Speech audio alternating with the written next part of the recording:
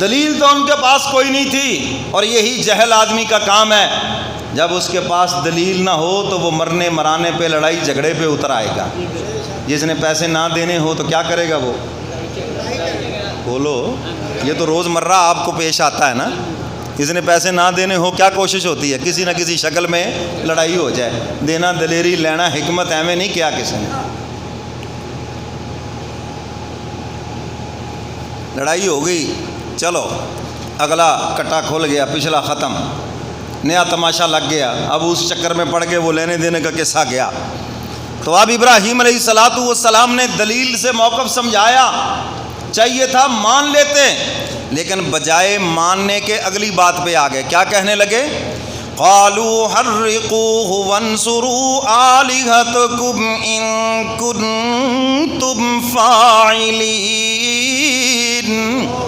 سب مل کر کہنے لگے اگر اپنے خداؤں کا بدلہ لینا ہے تو ابراہیم کو آگ میں جلا دو۔ اگر تم نے اپنے خداؤں کی مدد کرنی ہے نا، عجیب بات ہے، اللہ سب کی مدد کرتا ہے، یہ عجیب خدا ہے کہ وہ ان کی مدد کر رہے ہیں۔ وہ کہہ رہا ہے اگر تم نے خداؤں کی مدد کرنی ہے نا تو پھر تم آگ جلاؤ اور ابراہیم کو اس میں پھینکو۔ یہ جواب دیا ابراہیم علیہ السلام کی دلیل کا۔ اب یہ جب شور شرابہ ہوا اور بات یہاں تک بڑھی تو بات چلتے چلتے نمرود کے دربار میں بھی پہنچ گئی۔ نمرود نے آرڈر جاری کر دیا کہ ابراہیم خلیل کو گرفتار کر کے لاؤ میرے دربار میں۔ اگر یہ اسی طرح اللہ کا تعارف کراتا رہا اور لوگوں کو خدا کی طرف بلاتا رہا، یہ لوگ صرف میری عبادت ہی نہیں چھوڑیں گے، میری حکومت سے بھی دور ہو جائیں گے، میرا تختہ بھی الٹ سکتا ہے۔ حکمرانوں کو سب سے زیادہ اسی کی فکر ہوتی ہے، کہیں یہ ہمارا تختہ نہ الٹ دیں۔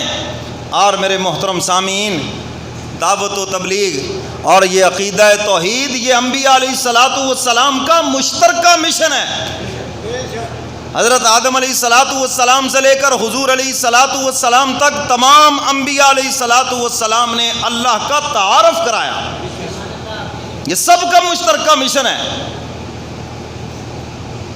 نہ انہوں نے بادشاہ کا دربار ہے وہاں بھی خدا کا تعارف کرایا، قوم کے سامنے کھڑے ہیں خدا کا تعارف کرایا، رشتہ دار عزیز و اقارب ہیں، قرآن کہتا ہے وانذر عشیرتک الاقربین، محبوب سے بھی فرمایا میرے محبوب قریبی رشتہ داروں کو اللہ کے عذاب سے ڈرائیں۔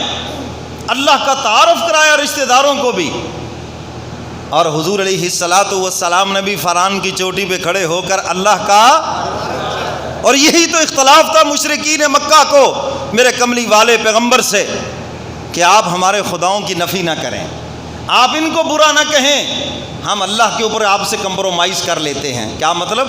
آپ ہمارے خداؤں کو چھوڑ دیں، ہم رب کی عبادت شروع کر دیں گے، رب کی عبادت کرتے رہیں گے، لیکن ساتھ ساتھ 360 خداؤں کی بھی عبادت کریں گے۔ اور توحید تو یہ ہے لا الہ الا اللہ، کوئی الہ نہیں، صرف ایک اللہ۔